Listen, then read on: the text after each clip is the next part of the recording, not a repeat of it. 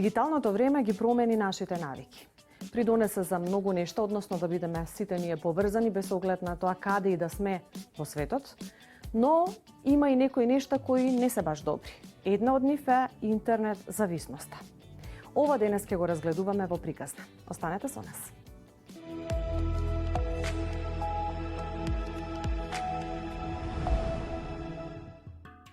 Колку често во текот на денот користиш интернет и социјални медии? Па, ретко, не многу ретко, така прилика користам околу можда 5 сати, но не така одма поред. Користам као 1 сат во денот, например, у 5 часот, па после во 9 пак можда, така. Па едно 3 сати.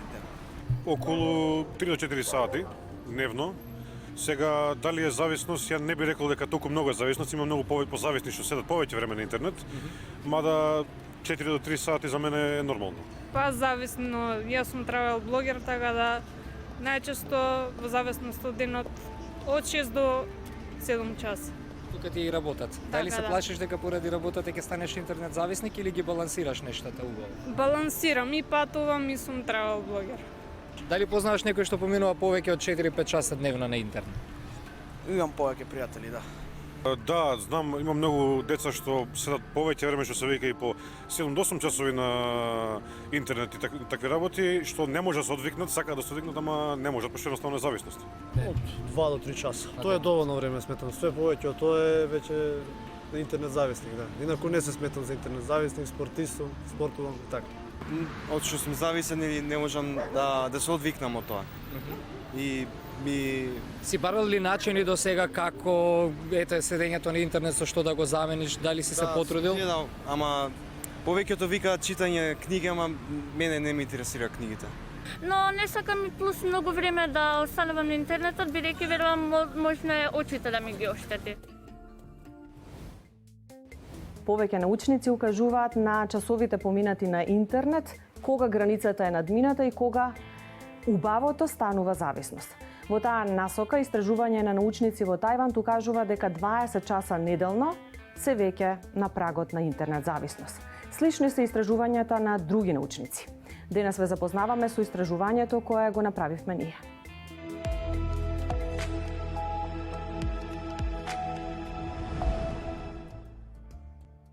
Нема сомнение дека интернетот ни го олесни животот многу, првенствено со тоа што ни овозможи полесен пристап до информации. Освен тоа, сега можеме да бидеме во контакт со повеќе луѓе од различни делови на светот.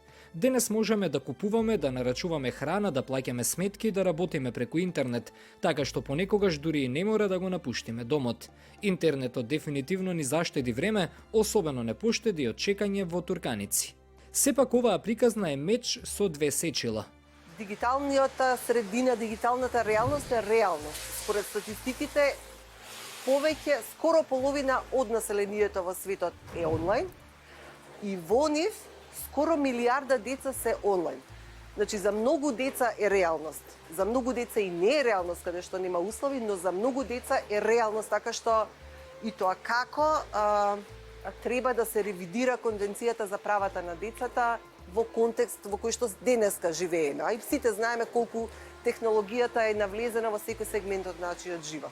Интернетот ни го олесни животот, но доведе до голем број други проблеми, од кои една е и зависноста од интернет.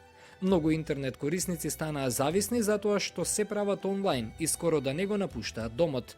Ова доведува до проблеми и ментални и физички, кои можат сериозно да го загрозат здравието доколку не се превземат одредени чекори. Денешниот современ живот не може да се замисли без присуството на интернет. Тоа секојдневно се случува од страна на родителите, извршувајќи ги своите работни задачи, а децата, гледајќи ги истите, ги копираат родителите и несвесно се навлекуваат на интернетот. Па така да додека се движиме надвор, можеме да забележиме голем број на дечиња кои што додека седат на клупите, гледаат во своите телефони и не остваруваат некоја вербална комуникација. Постои сугестија од страна на родителот за да се намали тоа користење на интернетот, меѓутоа таа зависност се постигнува уште од најрана возраст, кога родителот му го дава, односно му дозволува на детето да го користи интернетот, со тоа што интернетот иницијално се наметнува како играчка. Таа играчка во прво време е нешто што е интересно за детето, за да потоа секојдневно користејќи го интернетот и сознавајќи ги неговите можности, детето се повеќе и повеќе се навлекува на тој екран. Дури во денешницата имаме деца кои што толку интензивно го користат интернетот, што постојано се со своите мобилни телефони, дури и додека јадат, се облекуваат и така натаму. Таа зависност кај најмалите деца се формира уште во раните месеци. Кога децата е потребно да се движат, еве да кажеме во тој ран развој, првите 12 месеци, кога детето е потребно да ги извршува најважните моторни активности, да кажеме од најрана возраст, превратување на самото бебе, па овде доаѓа лазење, да кажеме до година, до првиот чекор, кога моториката и текако е важна за развојот не само на говорот, туку и на останатите развојни компоненти. Кога кажуваме на развојни компоненти, мислиме на еден комплетен развој, односно емоционалниот развој, моторниот развој, интелектуалниот развој. За жал, децата кои што своето време го поменуваат на интернет, се лишени од сите овие рани развојни сегменти. Во 95-та година доктор Иван Голдберг за прв пат ја дефинира зависноста од интернет. Ова нарушување е дефинирано како клиничко нарушување со силни негативни последици врз социјалното, работното, семејното, финансиското и економското функционирање на една личност. Зависноста од интернет е состојба кога некој лично ги употребува дигиталните алатки како доминантна животна активност, со што придонесува за изолација во однос на останатите општествени форми. Ваквото однесување придонесува за создавање негативни последици врз самата личност, но и обкружувањето. Прекомерното користење на дигиталните алатки како компјутери, мобилни, таблети и слично, односно интернет, придонесува за намалување на или занемарување на основните потреби, како што се спиење, храна, тоалет. Значи, седечкиот начин на живот во многу ги измени, да кажам, структурата на детското тело. Се почесто, значи, како дигитализацијата оди во нагорна линија, децата се повеќе се врзани со тој седечки начин на живот. Значи, се повеќе дома сакаат, се помалку надвор, но тоа си има многу реперкусии. Од неправилно држење, ослабување на мускулатурата, значи не само како градба на мускулот, значи како силина на мускулот, како јачина на мускулот. Тоа доведува понатаму до намалување на моторните вештини на децата. Стануваат неспретни, тромави, не се, значи, така активни како деца кои што надвор играат, спортуваат и така натаму. Значи, освен од наш ортопед, значи, тоа води понатаму, седечкиот начин на живот, кон зголемување на телесната тежина. Значи, намалување на моторните способности води до деформитети, особено на рбетниот столб. Зголемени и бројот на деца кои што се жалат веќе на главоболки, болки во грбчето. Имаат веќе проблеми со видот. Да не зборуваме, да кажам дека и од психолошка страна тоа си повлекува некои последици. Обидите да се намалат активностите на дигиталните платформи или употребата на дигиталните алатки придонесуваат за изливи на гнев, вознемиреност, фрустрација, што создава караници, мотивира лажење и манипулативно однесување, слаби резултати во училиште или на работа. Родителите се многу важни за да можеме да го стимулираме развојот на детето. Родителот е оној кој што примарно е најдобриот учител кај самото дете. Тој ги гради темелите на личноста кај детето. Многу е важно уште од најрана возраст родителот да му се обраќа на детето, да му зборува, да игра, да му покажува како се игра, бидејќи сите ние генерално учиме преку имитирање. Првиот чекор за справување со овој вид зависност е прифаќање дека тој проблем е реален. Најчесто најголем дел од нас не сваќаат дека повеќе часовното време потрошено на дигиталните платформи е проблем. Истражувањата покажале дека терапиите за анксиозност и депресија имаат големо влијание врз времето поминато на интернет. Во некои случаи придонеле до намалување на стапките од 35 часа неделно на 16 часа неделно. Физичката активност е мощна и ефикасна во зголемувањето на нивото на серотонин и за намалување на зависноста од интернет. Што повеќе надвор, што повеќе на спортување, за да ја развиеме мускулатурата, затоа што тоа не е само за коските и за мускулите добро, добро и за срцето, за дишењето, за намалување на гојазноста, кој што понатаму во подоцнеж, значи добивање здрави навики, кој што во подоцнежна возраст, значи би го намалиле ризикот од кардиоваскуларни, пулмонални заболувања, шеќерна болест и така натаму, да не зборуваме значи и овој дел во однос на моторниот развој.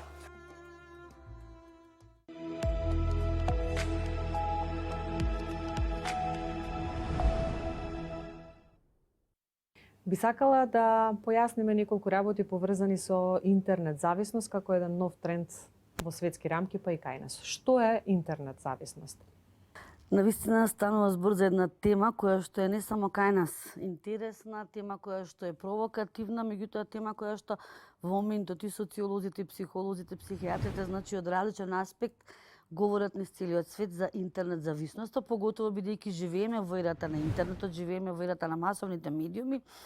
Едно од круцијалните прашања кои се поставува, кои се придобивките и негативните аспекти, кога ги ставиме, нели, кога ги вагаме про и контра, и едно од прашањата кое што се изнедрува на површина говорејќи за зависностите, поготово говорејќи за интернетот и улогата во современиот општества, е зависноста која што ја се јавува, посебно велам, кај категоријата млади, деца, оние кои што треба допрва, нели, да чекорат низ шума, да наречена живот во општеството. За разлика од другите зависности за кои што сме, да речеме, имале мерила, кога некој може да го наречеме зависност во контекст на алкохолен зависник или оној кој што користи психотропни супстанции, малку станува збор за нов поим, интернет зависност, иначе одредени аспекти во контекст на мерливоста на интернет зависноста, дали создава психичка, дали создава физичка зависност, дали обострана и така натаму.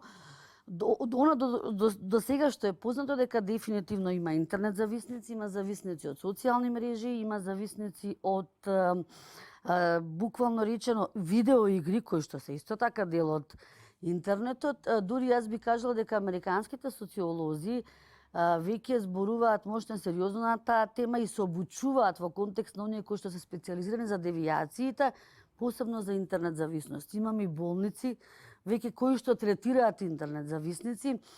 Интересно би спомнала во Јапонија веќе исто така станува сериозен проблем и можне пластично ќе кажам со еден пример за да сватиме што значи интернет зависност. Интернет зависност значи кога еден тинејџер на своји 16 години буквално седи пред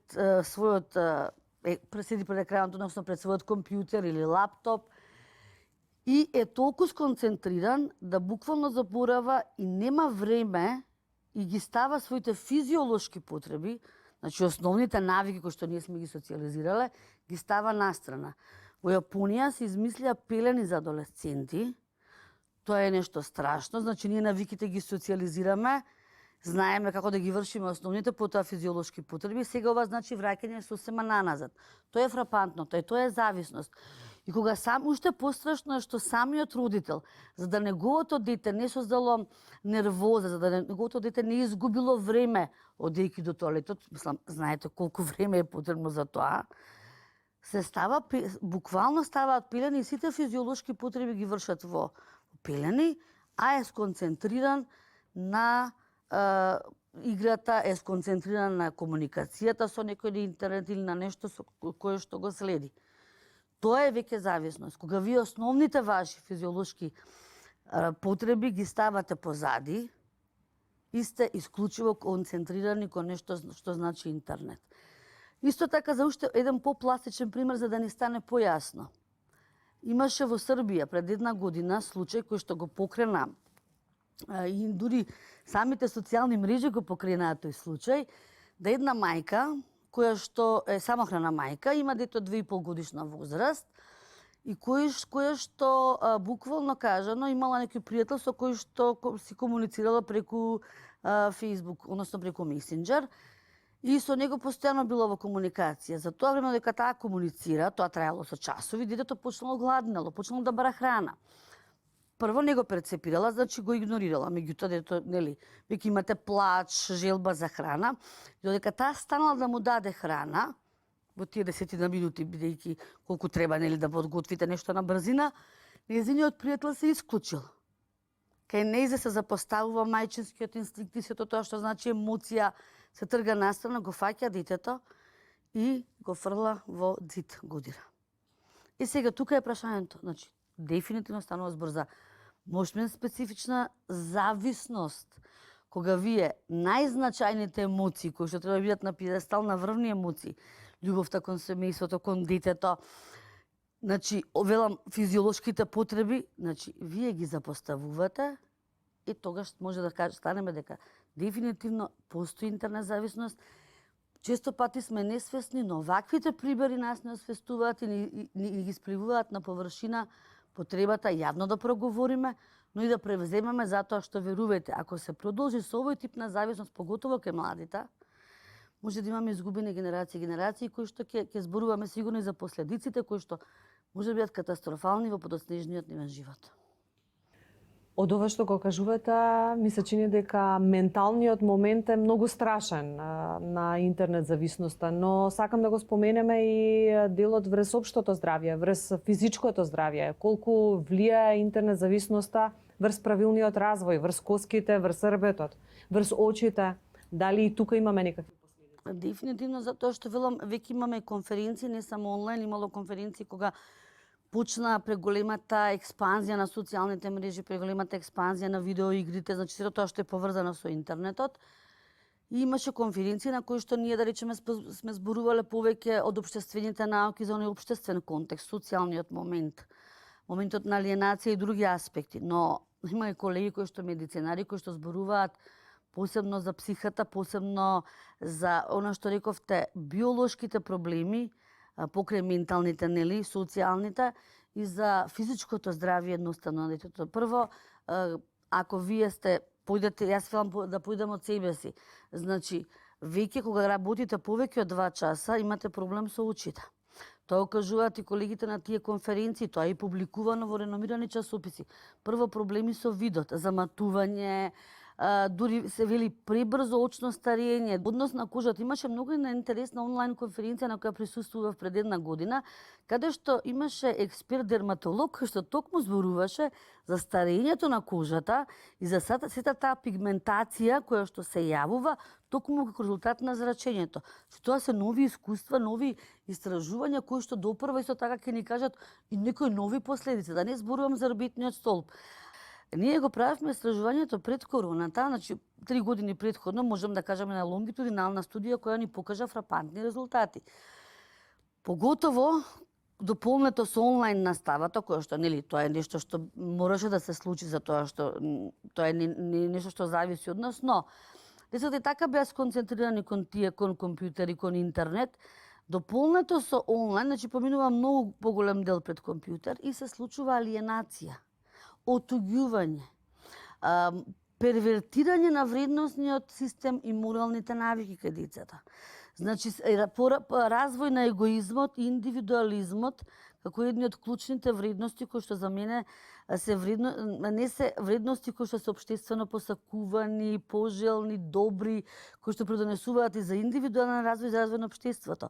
Значи, ова се последици кои што, велам, ако не се посвети внимание, ќе има далеку сежни. Затоа што друго е кога детето игра со група на врсници, па се учи како да биде лидер или се учи на некој правило, значи тоа е друг тип. И на тој начин се челичи, се учи како да се постави во текот на својот живот, нели, еден начин на комуникација. Веќе имате сосема поинаква комуникација.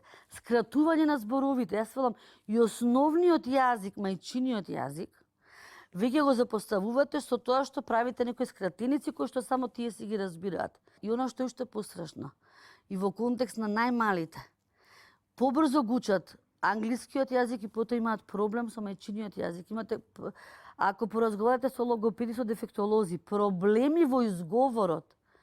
Истражување во Тајланд на научници кои што работеле на оваа проблематика открива дека 20 часа неделно е прагот кој што укажува дека имаме интернет зависност. Слични се истражувањата на научници од Британија и на психолози кои што укажуваат дека временската рамка над 4 часа во текот на еден ден укажува дека веќе имаме праг кој што укажува дека имаме зависност. Какви се нашите сознанија од терен? Дали имате некои истражувања кои што сте ги правеле и кои што говорат во прилог или контра на овие факти? Имате ексклузива први да, еве, дознаете во вашата емисија, бидејќи многу ја почитувам, ова една безлажна скромност емисија кои што токму ги поттикнува одредени општествени феномени кои што се множно значени во нашето македонско современо општество. Затоа велам ексклузива, затоа што во моментот работиме и со колешката Фрецкант од развојна психологија, доктор во психолошки науки со колешката Томевска Илиевска, педагог и со колешката Милошевска, сајбер наследство кое што го третира. Токму работиме на едно ново истражување кое што го почнавме пред неколку месеци во контекст на интернет зависноста и во однос на вредносните скалила, дали се менуваат вредностите и моралните аспекти кај децата кои што да речеме пред една година и потоа со нивното прекумерно следење на содржини, интернет содржини, ќе ги мериме за неколку месеци, па потоа ќе продолжи таа студија да направиме разлики. Токму во однос на часовите, што ја кажав на почетокот, ние можеме сега да зборуваме, ако зборуваме за алкохолна зависност, нешто со години што сме го истражувале, дека кој е алкохоличар, ако еден ден не помисли на одреден алкохолен пилок и така натаму, и сега велиме дали може интернет зависноста да ја сметаме дека ако да речеме, и тоа е една од дилемите кај социолозите, психолозите кои што, значи на тие трибини, нели, на тие конференции не разговараме. Временската рамка точно е битен момент, но дали тука е мощна значена кога станува збор за зависностите и многу треба да бидеме внимателни, затоа што кај некој кој што во континуитет следи интернет содржини, исто така се намалува прагот на зависност и прагот на толеранција. Во кој контекст?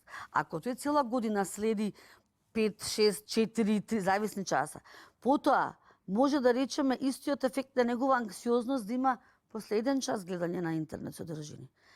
Тоа е специфичноста кај зависноста, како се намалува прагот на толеранција со текот на времето кога е изложен на тие содржини, е нешто што е мощно и интересно што треба да се следи. Правени се во неколку земји од Европската унија истражувања. Експериментална и контролна група на деца од 8 годишна возраст, 12-14 годишна возраст. И сега им се пуштаат содржини, да речеме интернет содржини, кои што изобилуваат со агресија, со насилство, каде што имате бруталност, дури одредена бруталност, и на друга контролна група каде што им се читаат приказни, значи нема изложеност на содржини, кои што имаат позитивност, кои што имаат емпатија, емоција, и тоа во континуитет, да речеме, од неколку недели. Резултатите што говорат? Дека потоа во нивната меѓусебна игра, оние кои што биле изложени на интернет содржини, кои што изобилувале со агресија и со насилство, на најмала провокација, тие кај нив се исполува тоа и реагираат многу побурно, се намалува трпението, толеранцијата кон поинаквото размислување веќе не постои. И тој има потреба, значи, од таква содржина повторно. За разлика од децата кои што слушале приказни со тивок, со милозвучен глас, со музика, музикотерапија, кај нив е прагот на толеранција поголем и кај нив ја немате таа бурна реакција. Ги гледаме децата од едногодишна возраст, оние кои што се учат на основните навики за исхрана, кои што дели веќе мајката престанала со доење и ги учи во своето седиште да почнат сами да користат, нели, лажичка, значи на оние моторни реакции. Најголем процент од родителите им ставаат, за да им го привлечат вниманието, им ставаат со содржини од интернет, тоа дете прво не може да развиено доволно, да речеме да може да разликува содржина, но некоја пријатна песна, пријатен звук, нешто шаринило, и тоа потоа ќе стане зависно. Веќе на 3 годишна возраст, тоа дете не може само да се храни, односно се храни, но има потреба, ако сака да јаде, дури уценуваат децата, затоа што тие многу знаат што е слабост, да имаат да гледаат интернет содржини. Кога веќе зборуваме за децата, би сакала да ги споменам и фобиите, бидејќи истражувањата кои се правени открива дека интернет зависноста кај децата предизвикува појавување на фобии. Апсолутно, и тоа исто така е нешто што во последните години се расветлува. Фобиите и стравовите кои што се јавуваат. И тие може да бидат и tekako фобии кои што понатаму можат да се врежат, нели, да станат проблем во подоцнежниот развој. Да речеме, кога гледаат содржини, имаше еден вид на одредени игри кои што децата ги игра, па да не зборувам дури до обид за самоубиствење, тоа да го ставиме на страна за некоја друга приказна која кога ќе зборуваме за стравотиите и оние најспецифични девијации кои што се јавуваат кај децата токму како резултат на тие интернет содржини и таа поврзаност мрежна нивна. Но фобиите во контекст на да речеме, стравот од некој непознато, стравот од замислено, живење во реалноста. Значи, фобии од секој вид што се јавуваат, поготово кај децата, кои што реков, во подоцнежниот живот можете да како да предизвикаат проблем во нивното нормално растење и развивање. Има исто така случаи каде што да речеме, во нашето истражување, една од темите ни е од што најмногу се плаши кога гледа содржини, кои содржини ги сака, дали има некои во смисла стравови кои што подоцна се рефлектираат. И интересно е што тој едното вели имало некоја игра со вода. И мајката потоа ни кажува, бидејќи разговараме нели во фокус групи со родителите, вели ама детето 6 годишна возраст немаше проблем во езеро, во море да се бања, сега не сака да влезе, затоа имало некое давење. Значи, кај него се создава фобија од водата. Фобија од затворен простор, затоа што имало некоја игра, да речеме, која што нели во затворен простор како во кафе, си тоа се бори. И потоа вели кога влегуваме во лифт не сака да се вози. За возрастните она што се практикува како искуство е вметнување на самоконтролата како терапија, но многу земји започнаа заради најмалите, бидејќи тешко е да се спроведе самоконтрола кај најмалите, да практикуваат шумски, така наречени шумски градинки, шумски училишта со цел да го избегнат употребувањето на дигиталните алатки и да користат природата во поглед на совладувањето. Дали овие искуства, дали се размислува за нешто вакво и кај нас со цел да се придонесе кон некаква стратегија која што ќе биде корисна? Апсолутно тука ве поддржувам и она нешто што е стратегија и во земјите од Европска унија, тоа е не само шумски училишта, шумски градинки. Односно back to the nature, враќање кон природата. Тоа го има во Швајцарија, тоа го има во Австрија, тоа го има и во Словенија. Имав можност да го видам тоа искуство и тоа и од личности кои што да речеме ги посетија и потоа да разговараме за нивните искуства преку различни семинари и обуки. И нормално, нели, достапни ни се тие сите начини, комуницираме веќе со тие колеги, како тоа се прави, тоа е многу добро. Јас филам Жан-Жак Русо бил многу право кога да се вратиме нели во природата, затоа што од природата доаѓаме, природата е нешто што нас може само да ни биде бенефит, затоа што ние живееме во еден вид на, јас би рекла, урбана џунгла. Живееме во едно време, невреме кога сакаме природата да ја приспособиме на нашите потреби. А природата може бурно да ни врати. Ние треба да се вратиме во контекст на убавините од природата. Во тие шумски, да речам, градинки. Прво, децата меѓу себе си играат, комуницираат. Се учат на правила, некои на животни навики убави. Но во природа дишат прво чист воздух. Гледаат зеленило, нешто што одмара очи. Значи, буквално и оно што е најзначајно, слободата. Слободата која што тие чувствуваат да трчаат, неограничувањето, затоа што постојано ги ограничуваме во нешто, нели? Застани, немој ова, ограничи се тука движењето ти е. Таа слобода е нешто најбитно за детскиот развој.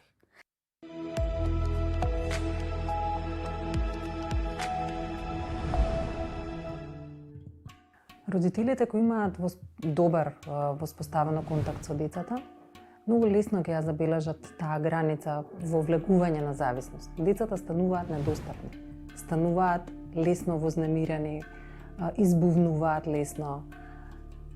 И она што кај нив се појавува како симптом најчесто е опаѓање на концентрација, опаѓање на фокус, вниманието не може да го сосредоточат со оние активности кои што се за нив важни и кои што нели треба тековно да ги исполнуваат. Едноставно како да детето почнува да се менува и ќе кажеме ова не е моето дете. Затоа што неговото мозоче почнува да работи на малку поинаков начин. Зборувам за оние дечиња што се или во предшколска или во школска возраст. Веќе кај адолесцентите зависноста може да има и поразлични симптоми, а тоа е да стануваат и поагресивни, да стануваат конфузни повеќе во разговорите. Најчесто нивната зависност е поврзана со социјалните мрежи, со долго време поминување пред малите екрани. Меѓутоа, ајде да кажеме дека некоја временска рамка би била добар показател за тоа дали децата се веќе зависни или се одржуваат се уште во некаква контрола. Како што кажав претходно, стануваат недостапни децата и тоа го отежнува процесот како би можеле ние да им помогнеме. Меѓутоа, секако како родители кои што се загрижени, потребно е да се посветат малку повеќе, да посветат внимание и клучно да одвојат од сопственото време во прилог на детето. Само контролата, веднаш би кажала дека е тешко да се постигне. Именно зборот зависност кажува дека имаме проблем со контролата. Кога ние не би имале проблем, тогаш не би зборувале воопшто за зависност. Зошто е тешко да се контролира? Затоа што преку видеоигрите децата доживуваат висок степен на возбуда. Тој степен, или адреналин, или како и да е, не може да го постигнат во реалниот свет. А кога ќе се научат малите мозочиња на таков интензитет на возбуда, тие ќе ја бараат и во другите сфери од животот. И не можејќи да ја најдат повторно, ќе се навраќаат во следни нивоа и во следни нивоа на играта. Контрола може да воспостават родителите доколку се работи за мало дете до 7 годишна возраст, но за поголемите деца и поготово за адолесцентите контролата се воспоставува со едукација, со информирање за тоа што се случува со нив самите, како се развиваат и како растат, како расте мозокот и како се развива, доколку поголем дел од времето поминуваат пред малите екрани. Психолозите укажуваат дека поминувањето на 4 часа на интернет, на компјутер или на било која дигитална алатка е чекор до интернет зависност. Што друго истражуваме во ова издание на Приказна?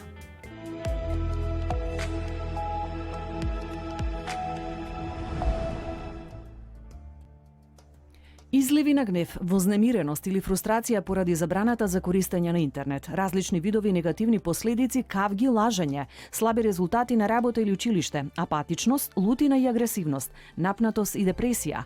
Ова се само дел од симптомите на интернет зависност кои може да се групираат како психолошки и физички. Некои сметаат дека по времето поминато на интернет е точката на конфликт со возрастните.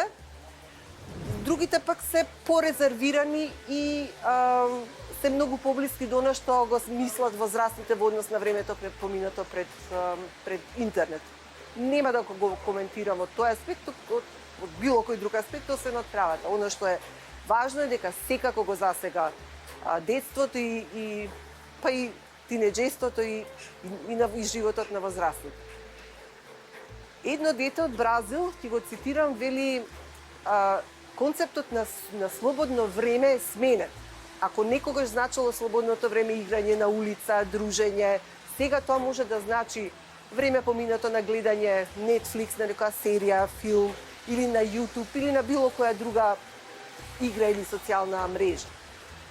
Уште едно друго девојче од истата земја од Бразил, многу интересно, која доаѓа од главниот град на земјата, вели можеби причината зошто сега не се игра, не се поминува слободното време толку на улици е затоа што сега улиците се многу понасилни. Може би вика во руралните средини нема насилство и затоа таму и помалку се користи вели интернет и препорачува кога се прави истражувања за времето поминато на интернет да се испитаат и во кој контекст, во која средина живеат оние кои што користат или не користат интернет.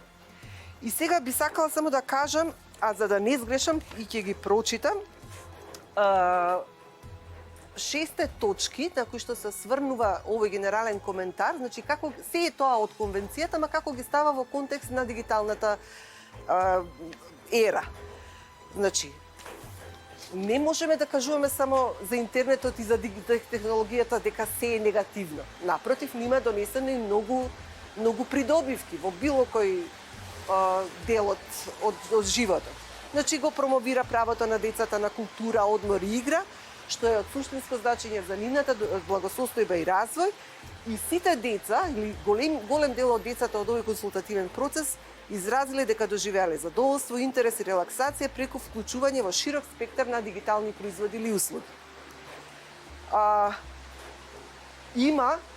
Значи имаме ние образовни дигитални содржини, кои што потикнуваат развој на културни активности, вештини, способности, рекреација и игра кои што го поддржуваат децата во нивниот развој.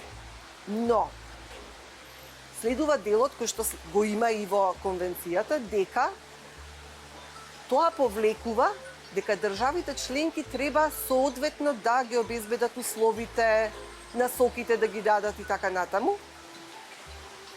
И вели, треба да ги регулираат и да даваат насоки за професионалци, за родители, значи сите што се занимаваат, кои што работат со деца, за да се осигураат дека дигиталните технологии и услуги и кои имаат влијание врз децата во нивното слободно време се на таков начин дизајнирани, дистрибуирани и се користат што ги подобрува можностите на децата за рекреација и култура.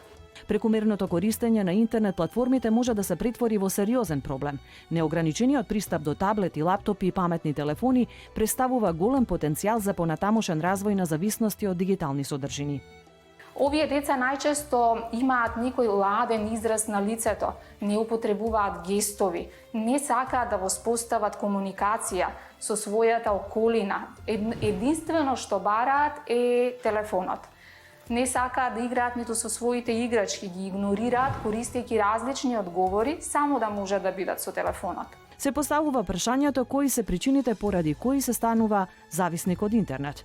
Како главна причина се претпоставува дека е прифаќањето на интернетот како средина која може да пружи емоционална поддршка. Ова најчесто се случува поради тоа што, например, децата не може да воспостават комуникација со своите врсници. Децата во адолесценцијата најчесто не умеат да зборуваат за своите чувства, како и да најдат соодветен начин да ги искажат. Главна причина за ова се смета дека е семејството. Во овие семејства родителите најчесто се презафатени со работа, ретко се дома и уште поретко имаат време да создадат искрен однос со децата. Овие родители не имаат време ниту пак да му дадат на детето совет доколку има потреба од него. Ова се причините поради кои детето се чувствува осамено и занемарено, па и во подосните години овие деца тешко остваруваат контакти со своите врсници. Децата кои играат онлайн игри действуваат како група која е поподложна на зависност од интернет. Интерактивните игри ги зголемуваат ризиците. Тој генерален коментар ги коментира сите права и сите 4 принципи на конвенцијата на своите страници, но јас сега би се задржала најмногу на правото на слободно време, правото на игра, рекреација и игра, затоа што најчеста пречка помеѓу возрастните и децата е токму времето поминато на интернет, во слободно време, во игри, и така натаму. Не дека не ги засега и правото на слободен пристап до информации, и правото на образование, и правото на личен и културен и така натаму идентитети на собирање, значи сите тие се допрени од технологијата. Употребата на дигиталните алатки и платформи може да предизвика ослободување на ендорфин кај тинеџерите, состојба која е слична како и зависност од дрога. Во подоцнежна возраст, веќе да кажеме таму третата, четвртата година, кога говорот и како е битен како едно средство за да воспостави детето комуникација, да ги изрази своите желба, чувства со своите идеи со средината, како поблиската, така и во социјалната средина, надвор со своите другарчиња, детето е спречено поради тоа што нема доволен речнички фонд на својот мајчин јазик. Најчесто децата кои што се изложени на интернет го користат јазикот кој што го слушаат на содржината која што ја гледаат. Така да во пракса имаме дечиња кои што зборуваат на различни јазици, каде што најмногу доминантен е англискиот јазик. Родителите се горди дека детето е преинтелигентно, па така да може да научи многу јазици и тоа всушност представува одредена награда за детето, иако за жал тоа е една патологија каде што е потребно и текако навремено да се реагира и да му се помогне на детето. Зошто? Бидејќи детето кога ќе дојде ако тоа го игнорираме дома, доколку го игнорираме надвор и сметаме дека има време и ќе научи, кога ќе се соочи со првата установа, примерно да кажеме градинка, не може да воспостави контакт со своите другарчиња, не може да ги разбере. Тука секундарно имаме и други последици, се јавува агресивност, се јавува повлеченост. Здравствените проблеми што може да се забележат и може да се појават кај потенцијалните зависници од интернет се здравствени проблеми како главоболки и болки во грбот, проблеми со спиењето, видот и суви очи, лоша хигиена, губење на тежината и избегнување оброци, чувство на еуфорија при користење на интернет. За да се надмине состојбата на зависноста, неопходно е да се превземат одредени мерки со кои ќе се потикнат други интереси и општествени активности. Компјутерот на децата замените го со физички активности, прошетка или некаков спорт. Државите треба да станат свесни дека сега улогата им се менува во оваа дигитална ера и треба да се внимава и во однос на, како да речам, бизнес секторот кој што го креира дигиталниот производ или дигиталната услуга, да не нанесо секогаш да му биде пред очи првично интересот на децата, значи се што се дизајнира за деца, од игра до било која содржина, да го зема предвид не комерцијалниот интерес, туку интересот на детето, најдобриот интерес на детето. Поставете граници, регулирајте каде, кога и колку вашето дете може да биде онлайн.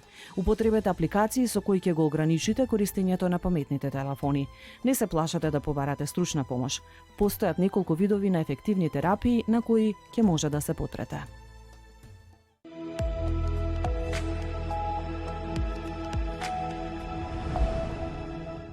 За почеток ќе кажам дека сите деца кои што сега живеат во ова време, значи се подложни на користење на интернетот, на телефоните, на таблетите. И тие на некој начин не можат ни да не ги користат таблетите, бидејќи има една дефиниција за она што е нормално, вели дека се она што го користи групата на луѓе која што е поголема е нормално.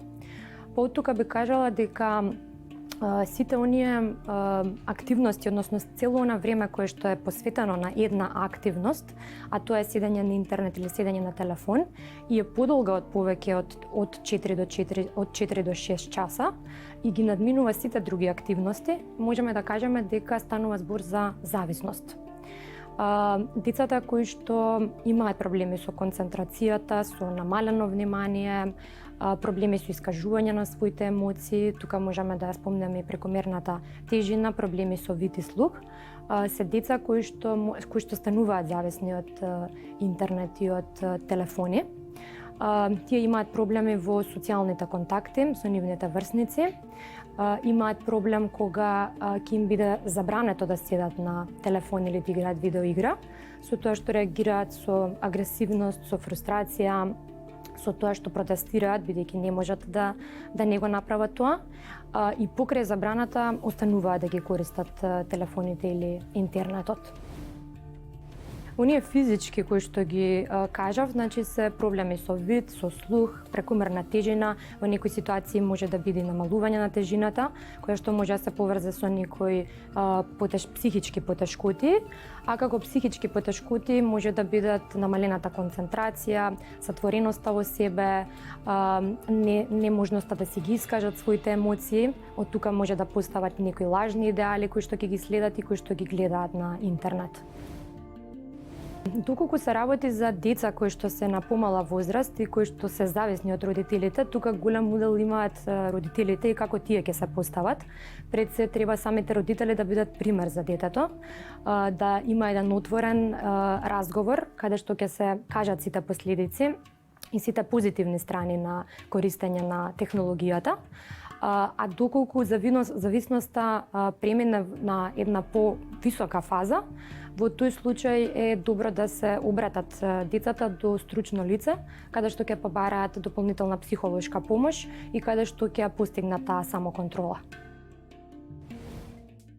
Зависноста од интернет, иако е нешто што е ново, сепак веќе има научни сознанија и категоризации. Дел од нив ви презентираме во денешното издание на Артикулација.